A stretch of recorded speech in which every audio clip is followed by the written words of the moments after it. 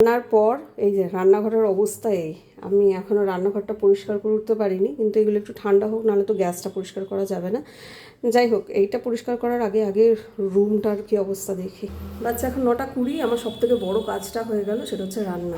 দেখো বিছানাটাও ঝেড়ে পরিষ্কার করে নিয়েছি, দুটো ঘরের বিছানাই আমার ঝেড়ে পরিষ্কার করা হয়ে গেছে।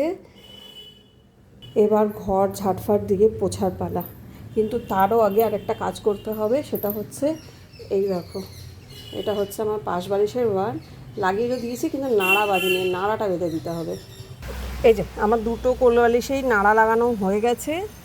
এবার এগুলোকে রেখে দিয়েছি একটু রোদ্দুরে, রোদ্দুরটাকে চড়া পড়েছে, আর তার সাথে আমার গায়ে দেওয়ার চাদরটাও। এই দেখো বাইরেটা এখন 9:30, কিন্তু কি ভয়ঙ্কর অবস্থা হয়ে আছে। আগামী দিনগুলো কি হবে কে জানে। ঠিক আছে, চলো এবার ঘরটার একটু পরিষ্কার করে নেওয়া যাক। আর যদি আমার ভিডিওটা ভালো লাগে, please do like, comment, share, subscribe and follow করতে ভুলো না। Bye bye.